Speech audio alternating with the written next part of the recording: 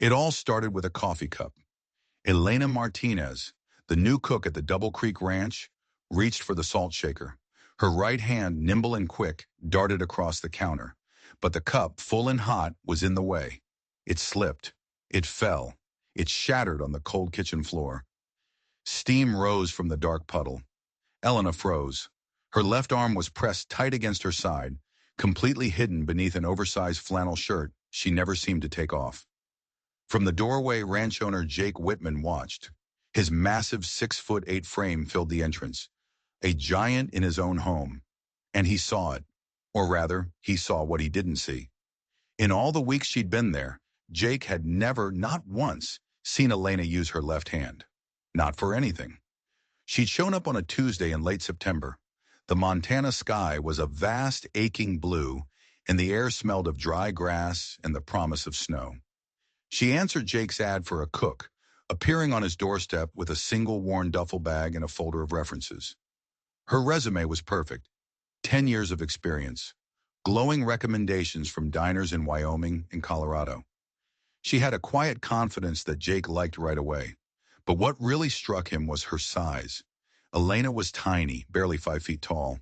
She looked like a child standing in his enormous ranch kitchen, surrounded by countertops and appliances, built for a man his size.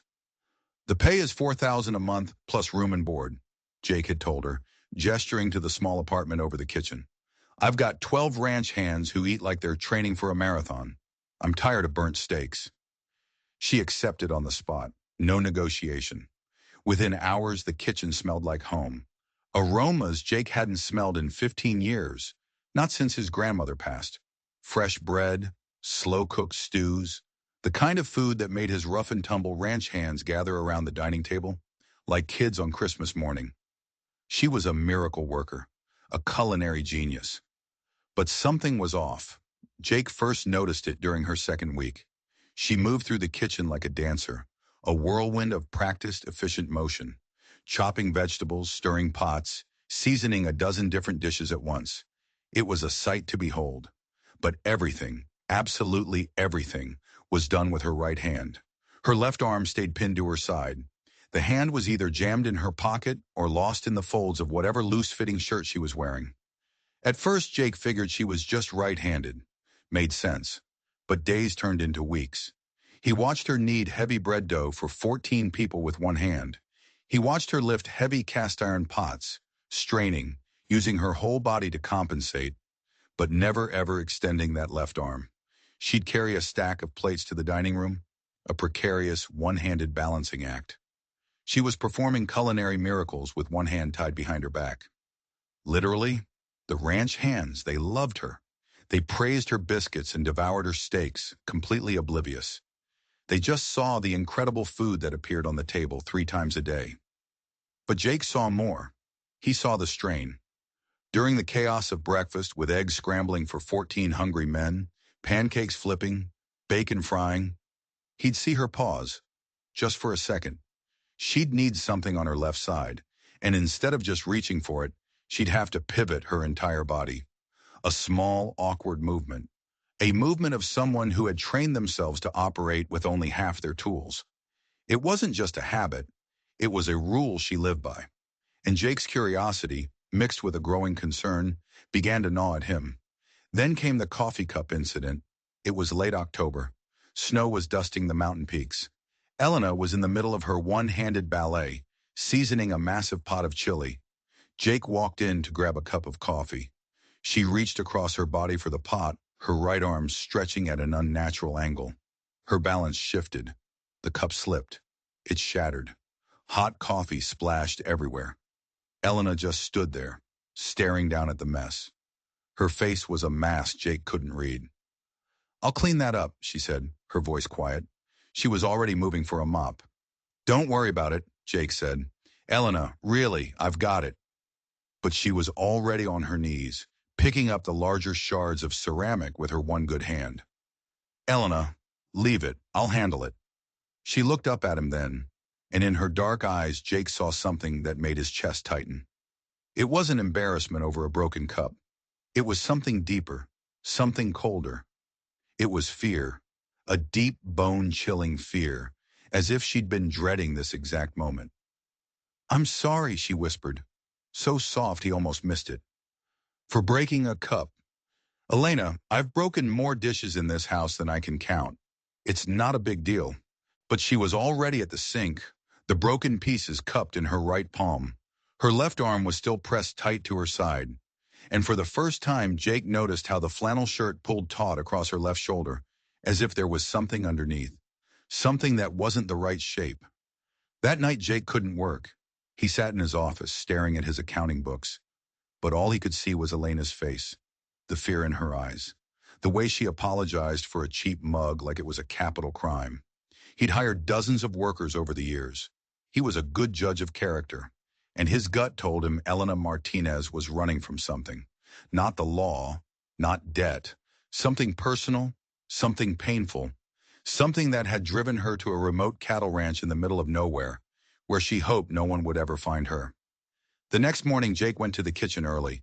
He found her already at work, a one-woman whirlwind preparing breakfast. "Morning, Elena," he said, pouring himself a coffee. "Smells incredible."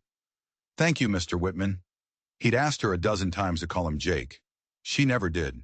She kept a polite, formal distance, a wall he couldn't seem to break through. "I was thinking," Jake said, settling onto a stool where he could watch her. "Maybe we should get some new equipment. A stand mixer, maybe. A big food processor. Something to make your job a little easier." She paused her bacon flipping. She glanced at him, and her eyes held a deep, profound weariness. "The kitchen is fine, Mr. Whitman. I don't need anything. I just thought, for the heavy stuff, kneading bread for 14 men with one hand looks tough." "I manage," she said. The finality in her voice was like a door slamming shut, but Jake couldn't let it go.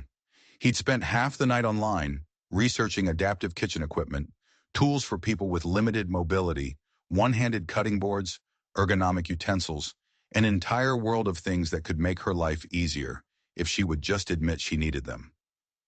"Elena," he said, his voice gentle, "if there's any accommodation I can make, anything at all, you can ask." She turned to face him, her shoulders tensed under the flannel. He saw a flicker of something in her eyes. For a second, he thought she might finally tell him, finally trust him. Instead, she just gave a curt nod and turned back to the stove. The conversation was over, but Jake knew he was getting closer to the truth, and he had a terrible feeling that when he found it, it would be worse than anything he could imagine. The truth came 2 nights later. Jake was working late in his office when he heard the sound of running water from the kitchen. It was almost 9:30. Elena was usually done and in her apartment by 8:01. He walked quietly toward the kitchen, thinking maybe a pipe had burst. The swinging door was cracked open just enough for him to see inside. Elena was at the industrial sink, her back to him, and she had taken off her flannel shirt. Jake's breath caught in his throat. What he saw stopped his heart. From her shoulder to her fingertips, Elena's left arm was a roadmap of scars. Thick, raised, ugly welts, crisscrossing her skin in a sickening pattern. This wasn't from a single accident. This was deliberate damage, repeated trauma, inflicted over a long, long time. Her hand, he could see it now. It was twisted at an unnatural angle. The fingers were curled inward, stuck in a permanent, claw-like grip. The tendons, the nerves, they were destroyed. She was trying to wash a huge roasting pan, a simple task that was an impossible battle. She struggled to hold it, to scrub it, with just her right hand. Her small frame shook with the effort. Her useless left arm just hung at her side. Jake stepped back from the door, his heart pounding, a mix of shock and pure, white-hot rage. Those scars weren't from a car crash or a disease. Those were the marks of torture. Someone had systematically, methodically destroyed her arm, ruined her hand, and left her to fend for herself in a world that requires two. He retreated to his office and sank into his chair. The full weight of it hit him. Elena wasn't just a cook. She was a survivor. She had endured something unimaginable, and now she was trying to build a new life, piece by piece, with only half of herself left. And he knew, with a certainty that chilled him to the bone, that the person who did this to her was still out there somewhere, and they might be looking for her. The next morning, Jake could barely look at her. Every time he saw her moving through the kitchen, her damaged arm hidden again beneath a fresh flannel shirt, he felt a surge of protective anger so fierce it scared him. He barely knew this woman, but the sight of her scars had woken something primal inside him. Elena seemed to sense the change in him. She was even quieter than usual, watching him with that same weary look, as if she was just waiting for the confrontation she knew was coming. That afternoon out on the range, one of his ranch hands, Tommy Sullivan, made a casual comment that hit Jake like a punch to the gut. "That little lady sure can cook," Tommy said. "Reminds me of my ex-wife's sister. She was a cook down in Tucson. Her husband nearly killed her. Lost the use of her right arm, but she kept on working. Toughest woman I ever met." Tommy had no idea. He was just making small talk, but the parallel was too stark, too real. Elena wasn't just hiding an injury. She was hiding from someone. That evening, Jake watched her during dinner service. He saw things he hadn't noticed before. The way she always positioned herself near the kitchen's back door, an escape route. The way she flinched when one of the men laughed too loud. The way she'd do a quick, subtle head count of everyone in the dining room before she brought out the food. She wasn't just serving dinner. She was assessing threats. After the kitchen went quiet, Jake waited. Then he walked up the narrow stairs to her apartment. He knocked softly on the door. Silence. For so long, he thought she wasn't going to answer. Then her voice, a whisper through the wood. "Is everything all right, Mr. Whitman?" "Everything's fine. I just need to talk to you." He heard the sound of locks turning. Multiple locks. Not just the one deadbolt that came with the apartment. She'd installed more. When the door opened, she was wrapped in a heavy robe, her damaged arm completely hidden. She didn't invite him in. "What can I help you with?" He had rehearsed what he would say, but the words felt clumsy now. How do you tell someone you know their deepest, most painful secret? He tried the indirect approach. "I wanted to talk about the kitchen equipment again." Her expression didn't change, but her grip tightened on the doorframe. "As I said, Mr. Whitman, I don't need anything." "I know what you said, but I disagree," Jake said, his voice gentle but firm. "I think there are tools that could help." "I don't need help," she snapped, but her voice cracked, a single crack in the armor she wore so tightly. Jake took a breath. "Elena, I saw your arm." The color drained from her face. She looked like she was going to faint. He thought she would slam the door, run, disappear into the night. Instead, she asked a single question, a question that shattered his heart into a million pieces. "Are you going to fire me?" "Fire you?" Jake was stunned. "Elena, why in God's name would I fire you? You're the best thing that's ever happened to this ranch." "Because I lied," she whispered, her eyes fixed on the floor. "On my application, I didn't mention the disability. Employers have a right to know." Jake felt a fresh wave of anger. Not at her. At the world that had taught her to see her own survival as a lie. To see her scars as a liability. "You didn't lie about anything that matters," he said, his voice rough with emotion. "You can do the job better than anyone I've ever hired. What happened to your arm doesn't change that." She looked up at him then, searching his face, looking for pity, for judgment. Whatever she saw there, it seemed to reassure her. She stepped back from the door, a silent invitation to enter. Her small apartment was sparse but spotless. She'd added a few touches to make it homey, a stack of books, a small potted plant, and a few photographs on the windowsill, which she quickly turned face down as he came in. "I don't usually have visitors," she said, sinking into a chair. She positioned herself carefully, keeping her left side away from him. Jake sat on the couch trying to make his huge frame seem less intimidating. "Elena, your job is safe. Nothing changes that. But I want to provide any equipment you need, anything that makes your work easier." "You don't understand," she said, her voice barely audible. "It's not just about the equipment. It's about being invisible, not drawing attention, not giving anyone a reason to ask questions." "Questions about what happened to you?" She nodded. Her right hand crept over to cover her left arm, a protective gesture, even though it was already hidden by the robe. "Questions about where I came from," she whispered, "why I left, and whether anyone might be looking for me." The admission hung in the air between them. He had suspected it, But hearing her say it made it real. Urgent. Dangerous.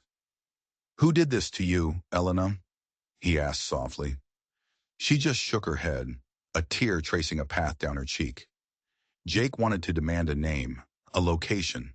He wanted to find the man who did this and dispense the kind of rough justice the Montana frontier was famous for. But he saw the terror in her eyes and knew she wasn't ready. "What can I do to help?" he asked instead. A small, sad smile touched her lips. "You already have. You gave me a job, a place to live, a chance." "Most people are idiots," Jake said bluntly. It earned him a real smile from her, the first one he'd ever seen. It lit up her whole face. "The ranch hands," she asked after a moment. "Do they know?"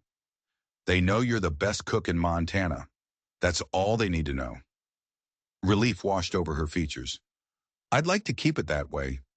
"Your business is your business," he assured her. "But Elena, if you ever need to talk about any of it, I'm here." "Thank you," she whispered. "I haven't had anyone to talk to in 8 months." 8 months. 8 months of running, of hiding, of living in fear. Jake left her apartment that night with a new, heavy sense of purpose. This woman had been through hell. The least he could do was make sure she had a safe place to finally stop running. The next morning, he drove into town. He ordered every piece of adaptive kitchen equipment he could find. A cutting board with raised edges, mixing bowls with non-slip bases, an electric stand mixer that could knead bread for an army, a jar opener that mounted under the cabinet. But his most important stop wasn't the supply store. It was the sheriff's office. Sheriff Marcus Hawkins and Jake Whitman went way back. They'd played football together in high school. They were the kind of friends who didn't need to talk often to know they could count on each other. When Jake walked into the sheriff's office at 7 in the morning, asking for a private word, Hawkins knew it was serious. "Coffee," Hawkins offered. "Thanks," Jake said, taking a chipped mug. "Marcus, I need to talk about my new cook, Elena Martinez." "Nice lady," Hawkins said, settling behind his desk. "Quiet, pays cash, keeps to herself. What about her?" Jake chose his words carefully. He was betraying Elena's trust, but her safety came first. "I think she's running from someone. Someone who hurt her bad." Hawkins leaned forward, all business now. "What kind of hurt?" "The kind that leaves scars that don't fade," Jake said, his voice low and angry. "The kind that systematically destroys a person's hand until it's useless. Marcus, I was in the military. I've seen things. This was torture."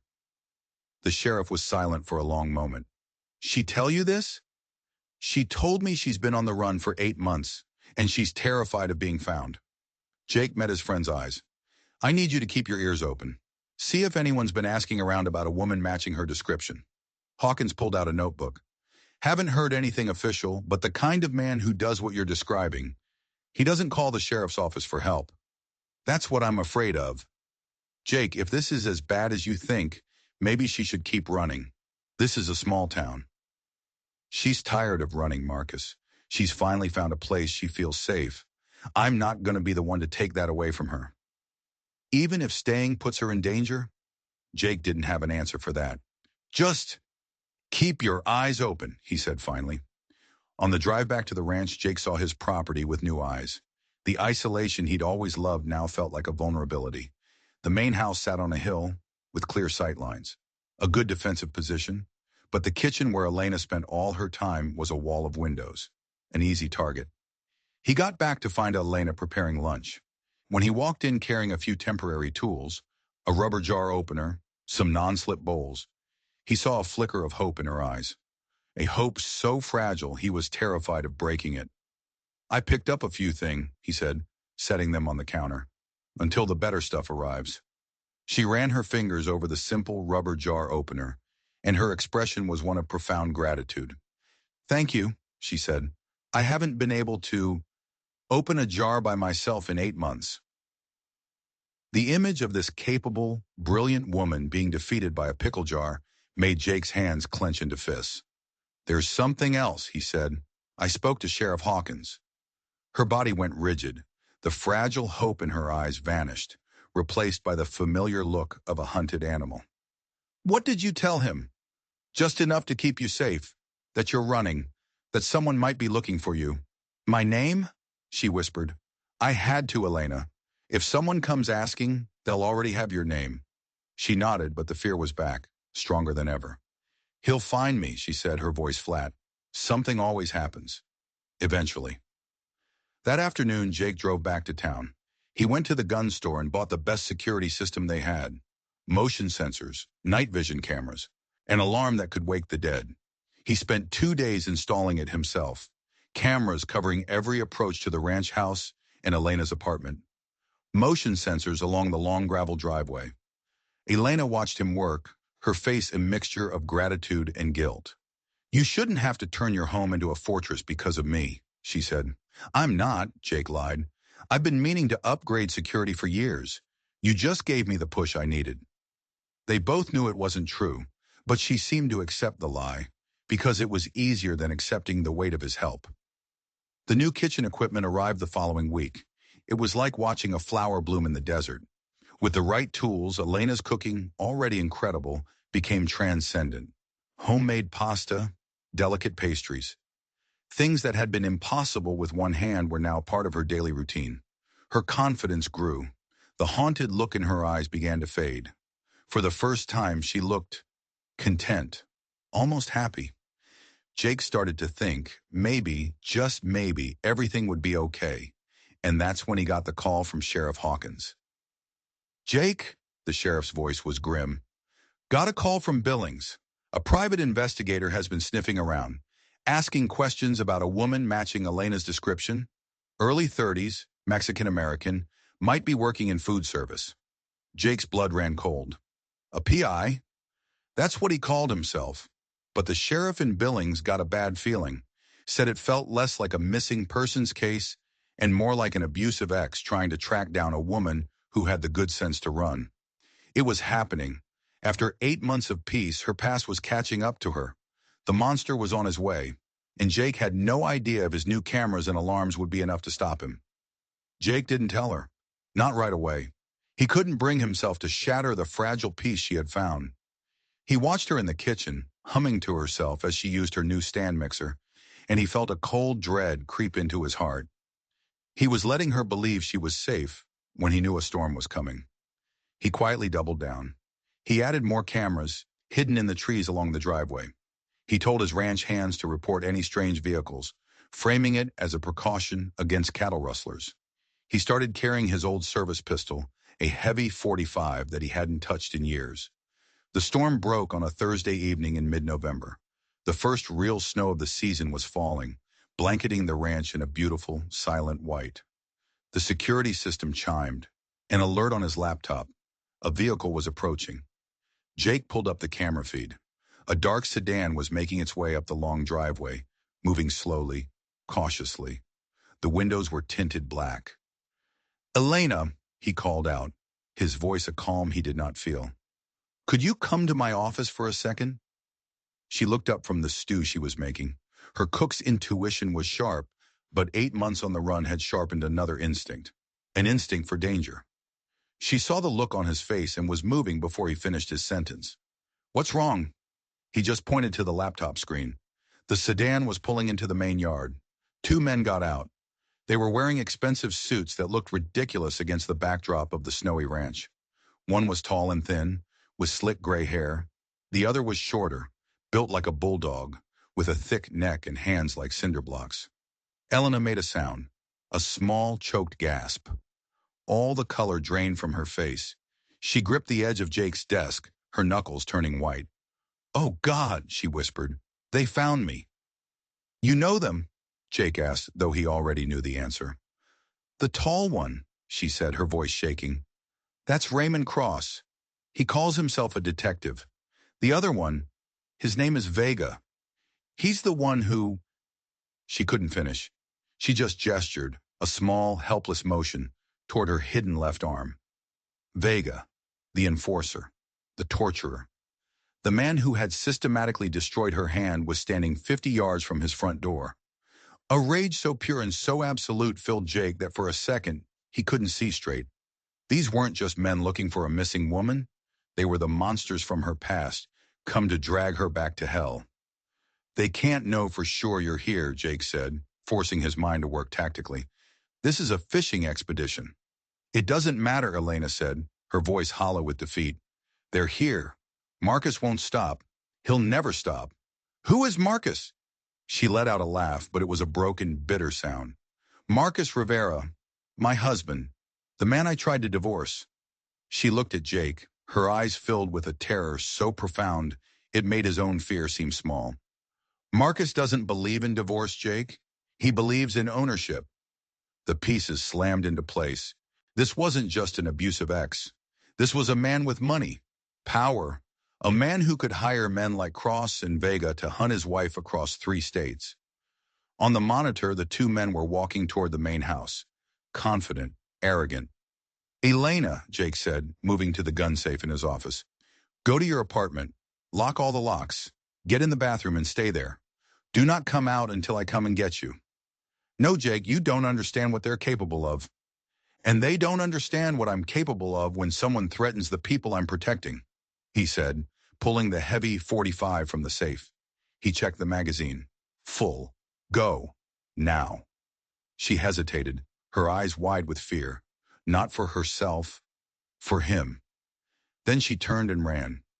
He heard her footsteps on the stairs, the sound of her apartment door closing, in the series of clicks as she threw every lock she had. Jake positioned himself in the front hall, the pistol tucked into the back of his jeans, hidden by his shirt. He was alone. His men were still out in the far pastures. He preferred it that way. No witnesses. The knock on the door was polite, professional. Jake let them knock again before he opened it, using his size to completely block the doorway. Gentlemen, he said, his voice level. Cross smiled, a slick, practiced smile. Good evening, sir. My name is Detective Cross. This is my associate, Mr. Vega. We're looking for a missing person. He held up a photo of Elena. She was smiling, but it didn't reach her eyes. Elena Martinez. We have reason to believe she might be in this area. Can't say I've seen her, Jake lied smoothly. Not many strangers out this way. We were hoping you'd let us look around, Cross said, his eyes scanning the property over Jake's shoulder. She has a husband who is very worried about her. The way he said it was a threat. This is private property, Jake said, his voice hardening. You don't have a warrant. We're not cops, Mr. Whitman, Cross said, and the use of Jake's name was another calculated threat. They'd done their homework. We're just trying to reunite a family. I'm going to have to ask you to leave, Jake said, his hand moving closer to the gun at his back. The smile vanished from Cross's face. The polite mask was gone. Underneath was something cold and predatory. Vega took a half step forward, his hand twitching toward his jacket. That would be a mistake, Vega growled. No, Jake said, his voice dropping to a low rumble. The mistake was you setting foot on my land. He let them see it then. Not the gun. Something else. The look in his eyes that said he'd seen combat before. The look that said he wasn't afraid of men like them. The look that said he would die right here on this porch before he let them take one more step. For a long second, nobody moved. The only sound was the wind and the soft fall of snow. Then Cross gave a slight nod. He backed away, pulling Vega with him. If you do see her, Mr. Whitman, Cross said, his professional smile back in place, though it didn't reach his cold eyes. Her husband has considerable resources. He's very motivated to ensure her safe return. It was a promise of violence. Jake watched them get in their car and drive away. But he knew this wasn't over. This was just the opening move. They knew she was here now, or at least they knew someone was protecting her. And Marcus Rivera, the man who believed in ownership, was not going to let that stand. He was coming, and he would bring a war with him. Jake went upstairs and knocked on Elena's door. They're gone, for now. She opened it, her face streaked with tears. What did they say? They asked if I'd seen you. I said no. They'll be back. Yes, she said with a dead certainty. Marcus will send more men, or he'll come himself. Jake pulled her into a hug, careful of her arm. Then we'll be ready for him. But you have to tell me everything, Elena. Who is this man? She nodded against his chest and the story spilled out of her. Marcus Rivera wasn't just a rich husband. He owned a chain of restaurants, but that was a front. His real money came from crime, money laundering, drug trafficking. He had cops and judges on his payroll in Phoenix. That's why she could never go to the police. They were married for 3 years. The first year was a fairy tale. The second, the mask started to slip. The third was a nightmare. The scars on her arm were from months of systematic torture, punishments for imagined slights, for looking at another man, for burning his dinner. He was careful, always damaging parts of her body that could be hidden by clothes. "What made you finally run?" Jake asked. "He started talking about having children," she whispered. "A baby, to make sure I could never, ever leave. I knew if I didn't get out then, I would die in that house." She'd emptied their joint bank account, filed for divorce, and just disappeared into the night. "He never responded to the divorce papers," she said. "In his mind, a piece of paper from a court doesn't change anything. I still belong to him." Jake finally understood the depth of her terror. She wasn't just running from an abuser. She was running from a king who ruled his own dark kingdom, a man who saw her not as a wife, but as a possession. And Marcus Rivera was coming to reclaim his property. That night, Jake didn't sleep. He saw the ranch not as a home, but as a battlefield. He called a meeting with his 12 ranch hands in the barn the next morning. These were hard men, used to the brutal realities of Montana. "Boys," Jake said, getting straight to the point, "we have trouble coming. Elena is being threatened by some very dangerous people. They may try to come here and take her." Tommy Sullivan, his oldest hand, spoke up. "What kind of trouble, boss?" "The kind that involves guns." The men didn't flinch. They exchanged quiet, determined looks. They'd all grown fond of the tiny cook who fed them like kings. "What do you need from us, Jake?" Another hand, Pete Morrison, asked. "I need you to keep your eyes open, and I need you to be ready to fight if it comes to it. These aren't common thugs, they're professionals." "That little lady's been taking good care of us," Tommy said, speaking for all of them. "Time we returned the favor." The loyalty of his men was a relief, but it was also a heavy burden. He was asking them to risk their lives. Later that day, Sheriff Hawkins' patrol car came crunching up the snowy driveway. He had a grim look on his face. "More news, Jake," he said, stepping into the kitchen where Elena was nervously chopping vegetables. "And you're both going to want to hear this." He sat down at the kitchen island. "Elena, after Jake talked to me, I did some digging on your husband. What I found, it changes things. Drastically." Elena stopped chopping, her knife still. "Marcus Rivera," the sheriff said, "is the subject of a major federal investigation. The FBI has been building a case against him for 2 years. Racketeering, money laundering, the works. The problem is, they can't get inside his organization. They don't have a witness." Jake and Elena stared at him. "Until now," Hawkins said, looking directly at Elena. "You lived with him for 3 years. You saw everything. You are the witness they've been waiting for. Elena, they think you can put him away for life." Hope surged through Jake. This was it, the permanent solution. But Elena's face was a mask of pure terror. "No," she said, backing away. "Absolutely not. He has people everywhere. In the FBI, on the police force. If they know I'm talking, I'll be dead before I ever see a courtroom. Elena, they have a witness protection program." "A program won't stop Marcus," she cried. "He found me here, in the middle of nowhere. Do you think a new name and a new town will stop him?" "Running for the rest of your life isn't a solution either," Hawkins said gently. "He's not going to stop looking." "Then I'll keep running." "And how many more people get hurt because of you?" Jake asked quietly. The words hit her like a slap. Her eyes filled with a dawning horror as she looked at Jake. He was right.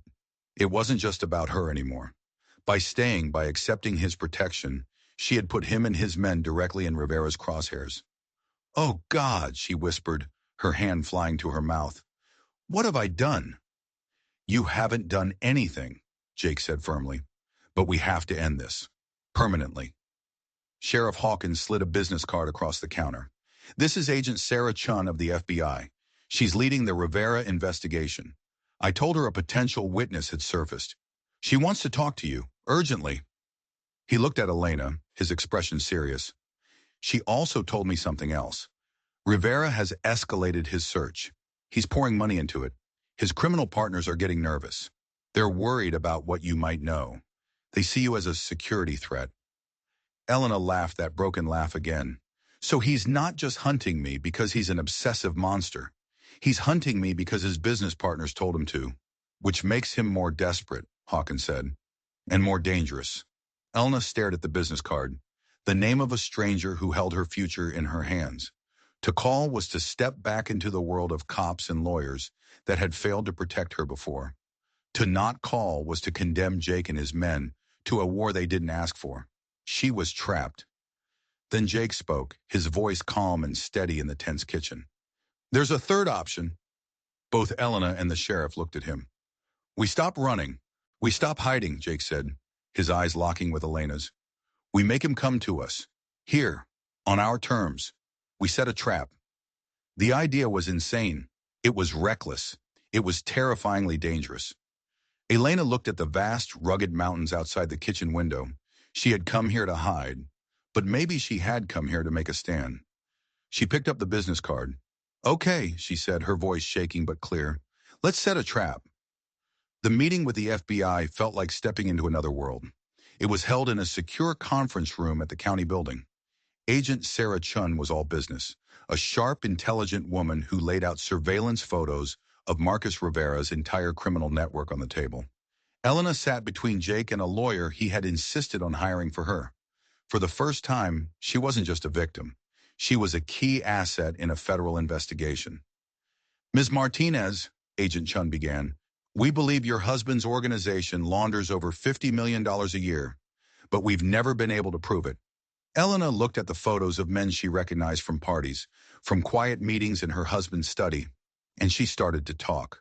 She told them about the late-night meetings she overheard on the house intercom system, the talk of cleaning schedules and percentages, the monthly payments to someone they called the judge, the names of cops on Rivera's payroll, details she hadn't understood at the time now became crucial pieces of evidence. The FBI agents listened, their expressions growing more intense with every word. These conversations, Agent Chun asked, can you remember specific dates? Elena's hand instinctively went to her scarred arm. Yes, she said, her voice dropping. I remember the dates, the business stress. It made him violent. I learned to pay attention. I remember the conversations because they were often followed by bad nights. Jake's hand clenched into a fist under the table. He wanted to scream. He wanted to break something. But he sat there, a silent mountain of support, as Elena calmly, bravely, turned her worst memories into weapons. She rolled up her sleeve and showed them her arm. The agents, hardened as they were, couldn't hide their shock. This, Elena said, her voice trembling but strong, happened over 6 months. Every time he got paranoid about the federal investigation, he would take it out on me. He said he needed to make sure I understood the consequences of betrayal. Agent Chun looked at her with a new level of respect. Ms. Martinez, with your testimony, we can build an airtight case. We can put him away for the rest of his life. If you can catch him, Elena said, what about protection for Jake and his men? Marcus will come after them. Mr. Whitman and his employees would be eligible for witness protection, Agent Chun said. New identities, relocation. Not happening, Jake said immediately. This ranch has been in my family for 4 generations. I'm not running. Mr. Whitman, you don't understand the kind of man you're dealing with, the agent argued. And with all due respect, you don't understand the kind of men who work for me, Jake countered. That's when Elena spoke up, her voice clear and decisive. What if we use the ranch? What if we make it the place you arrest him? The agent stared at her. He's coming here anyway, Elena explained. We all know it. Instead of waiting for him to pick the time and place, let's pick it for him. Let's make him walk into our trap. The plan was audacious. It was dangerous, but it was also brilliant. It turned their greatest weakness, the ranch's isolation, into their greatest strength.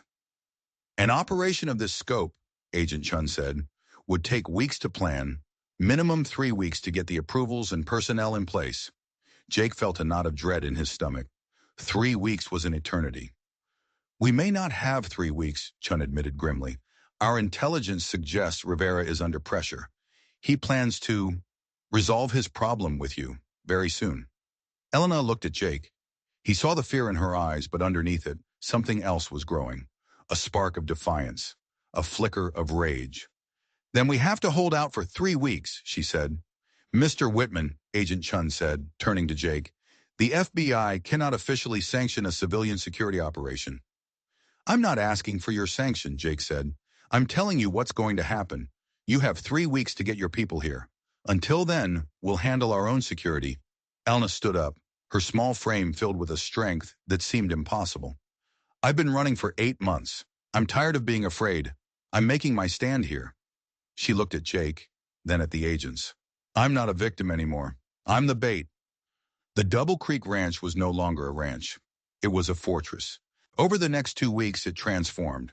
Jake used his military expertise to turn the property into a defensible compound. He and his men dug trenches, set up fortified firing positions, and stockpiled ammunition. They established a 24/7 watch, with men posted in the hills with powerful scopes and night vision goggles. Meanwhile, Elena spent hours every day on secure video calls with the FBI, methodically detailing every aspect of Rivera's criminal empire. It was grueling, forcing her to relive the worst years of her life. But with every statement she gave, she felt a piece of her power returning. She was no longer just remembering the pain. She was using it to build a cage for the monster who had haunted her. The ranch hands, once just cowboys, became a disciplined militia. Tommy Sullivan, a former Marine, became Jake's second in command.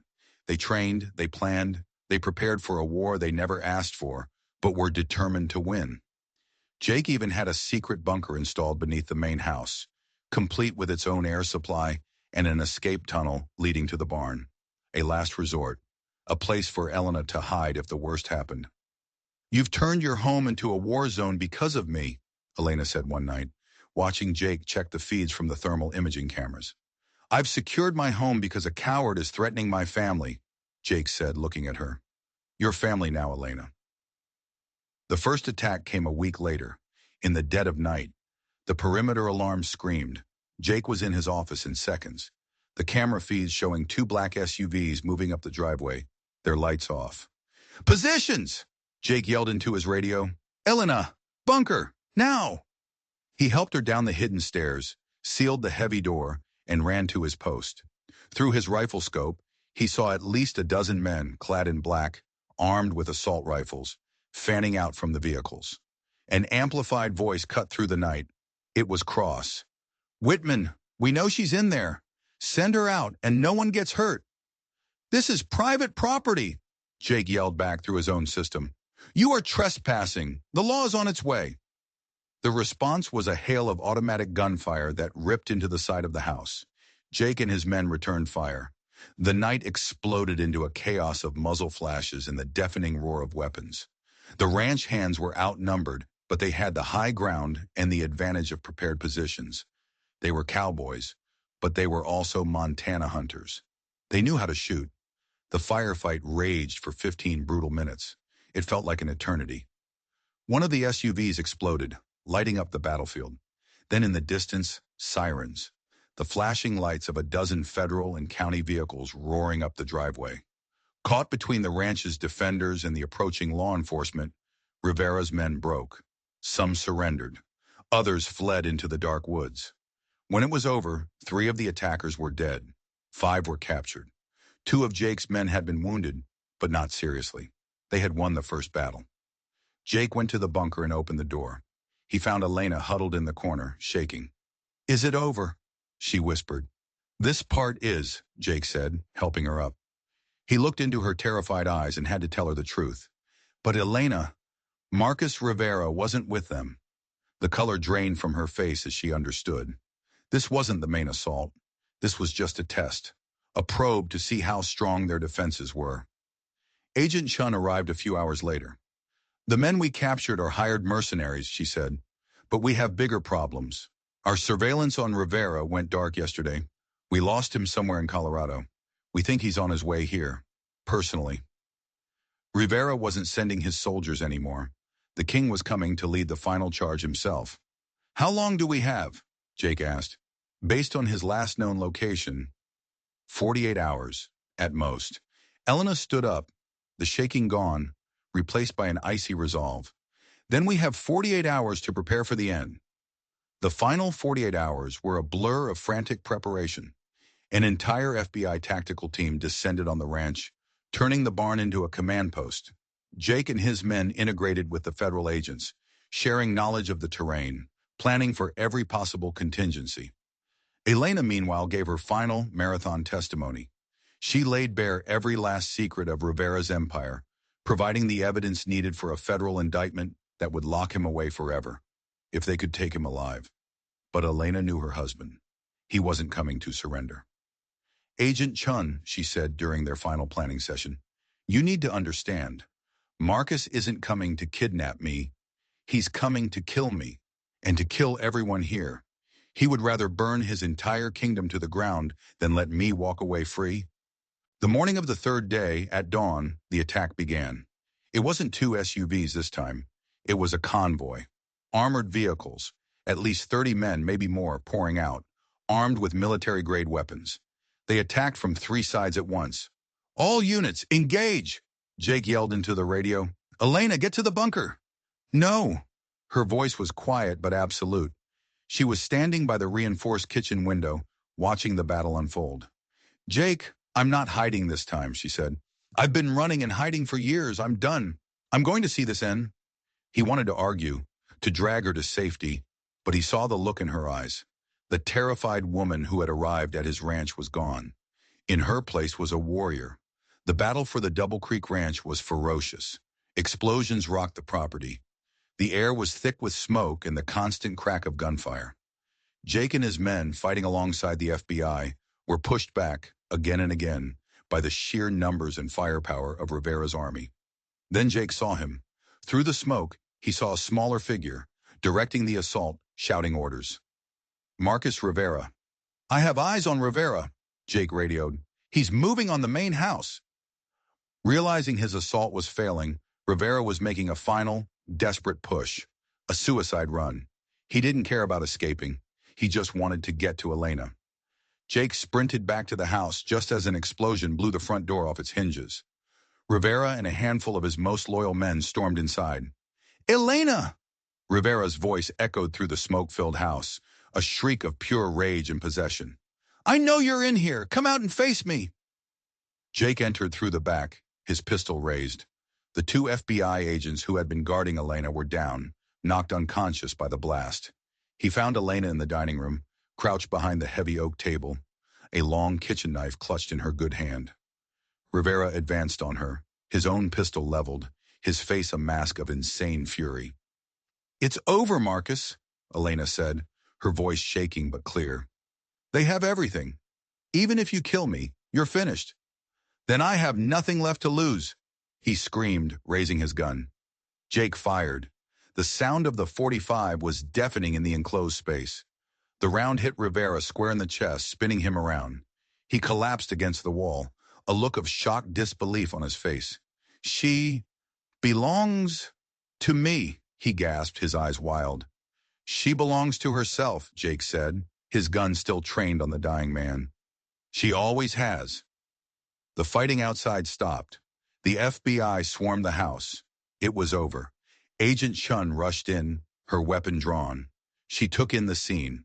The destroyed room, the dead man on the floor, Elena standing, knife still in hand, next to the giant who had protected her. Are you hurt? Chun asked Elena. Elena just shook her head, tears finally streaming down her face. Tears of terror, of relief, of a freedom so absolute she could barely comprehend it. Jake put his arm around her. It's over, Elena, he said softly. It's really, finally over. 6 months later, the Double Creek Ranch was quiet again. The scars of the battle had faded, the bullet holes patched, the broken windows replaced. But it was a different place. It was a place of healing. Elena's testimony had brought down Marcus Rivera's entire criminal empire. Dozens of his associates, including corrupt cops and public officials, were now in federal prison. She no longer hid her left arm. The scars were a part of her story, a testament to what she had survived. She had taken the reward money offered by the FBI and started a foundation, the Elena Martinez Foundation. It built safe houses for women fleeing domestic violence, offering them not just shelter, but job training, legal aid, and a path to a new life. The first safe house was built on a piece of land right next to the ranch, a place of sanctuary protected by the same quiet mountains that had protected her. Jake's ranch hands were no longer just employees. They were family, a loyal band of guardians who watched over the foundation's residents. Elena and Jake had found their own quiet rhythm, a partnership forged in fire and trust. He had saved her life, but in a way she had saved his too, filling his big empty house with a purpose and a warmth he hadn't known was missing. One evening, they stood on the porch watching the sunset, painting the Montana sky in shades of orange and purple. "When I first came here," Elena said, her right hand resting in his, "I was so lost. I thought I was too damaged to ever be whole again."